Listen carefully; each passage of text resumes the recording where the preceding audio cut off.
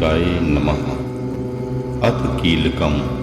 भगवान शिवजी द्वारा निर्देशित। कीलक का ज्ञान चाबी की तरह माता रानी की असीम कृपा के द्वार को खोलकर मनुष्य की सभी इच्छाओं की पूर्ति करता है।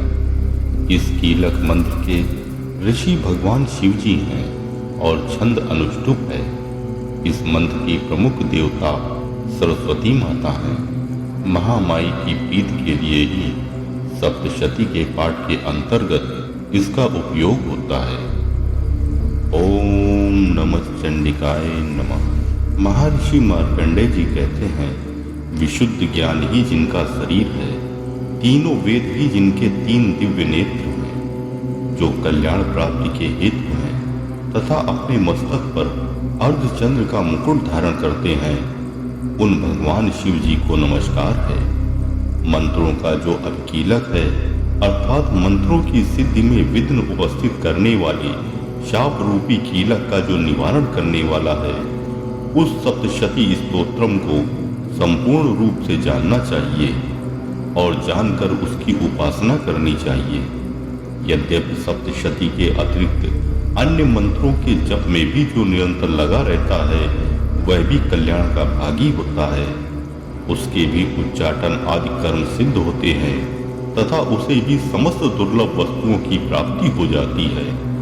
कदापि जो अन्य मंत्रों का जाप न करके केवल इस सप्तशती नामक स्तोत्रम से ही देवी माँ की स्तुति करते हैं, उनकी स्तुति मात्र से ही सच्चिदानंद स्वरूपिणी देवी माँ शुद्ध हो जाती हैं। उन्हें अपने कार्य की सिद्धि के लिए मंत्र, औषधि तथा अन्य किसी साधन के उपयोग की आवश्यकता नहीं रहती। बिना जप के ही उनके उच्चाटन आदि समस्त अविचारिक कर्म सिद्ध हो जाते हैं। इतना ही नहीं, उनकी संपूर्ण अभीष्ट वस्तुएं भी सिद्ध होती हैं। लोगों के मन में ये शंका थी, जब केवल सप्तशती की उपासना से अथवा सप्तशती को छोड़कर अन्य मंत्रों की उपासना से भी समान रूप से सब कार्य सिद्ध होते हैं, तब इसमें श्रेष्ठ कौन सा साधन है? लोगों की इस शंका को सामने रखकर भगवान शंकर ने अपने पास आए हुए जिज्ञासुओं को समझाया कि यह सप्तशती नामक संपूर्ण स्तोत्र ही सर्वश्रेष्ठ एवं मंगलमय है।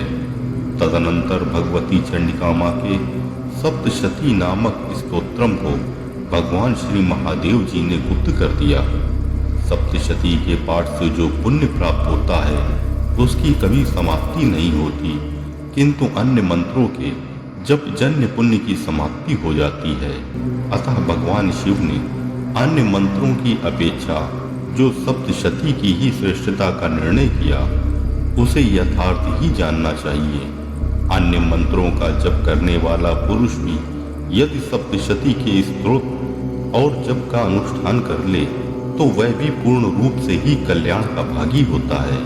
इसमें तनिक भी संदेह नहीं है।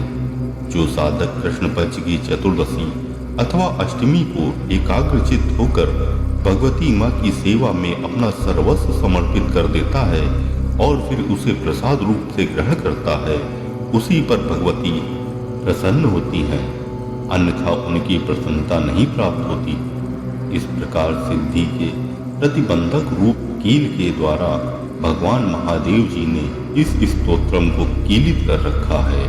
जो पूर्वोक्त रीत से निष्कीलन करके इस सप्तशती स्तोत्रम का प्रतिदिन स्पष्ट उच्चारण पूर्वक पाठ करता है, वह मनुष्य सिद्ध हो जाता है, वही देवी माँ का पार्षद होता है और वही गंधर्व भी होता है। सर्वत्र विचरते रहने पर भी इस संसार में उसे कहीं भी भय नहीं होता। वह अपमृत्यु के वश में नहीं पड़ता तथा देह त्यागने के अनंतर मोक्ष प्राप्त कर लेता है। अतः कीलन को समझकर उसका परिहार करके ही सप्तशती का पाठ आरंभ करें। जो ऐसा नहीं करता, उसके ज्ञान का नाश हो जाता है। इसलिए कीलक और निष्कीलन का ज्ञान प्राप्त करने पर ही यह स्तोत्र निर्दोष होता है और विद्वान पुरुष इस निर्दोष स्तोत्र का ही पाठ आरंभ करते हैं। स्त्रियों को जो कुछ भी सौभाग्य आदि दृष्टिगोचर होता है, वह सब देवी माँ के प्रसाद का ही फल है। अतः इस कल्याणमय स्तोत्र का सदा जप करना चाहिए। इस स्तोत्रम का मंद स्वर में पाठ करने पर स्वल्प फल की प्राप्ति होती है और उच्च स्वर में पाठ करने पर पूर्ण फल की सिद्धि होती है। अतः उच्च स्वर से ही इसका पाठ आरंभ करना चाहिए। जिनके प्रसाद से ऐश्वर्य, सौभाग्य, आरोग्य, संपत्ति, शत्रुनाश तथा परम मोक्ष की सिद्धि होती है, उस कल्याणमयी जगदम्बे माँ की स्तुति भला मनुष्य क्यों नहीं करते हैं। अर्थात माँ की स्तुति सदैव करनी चाहिए। ओम नमः चंडिकाय नमः।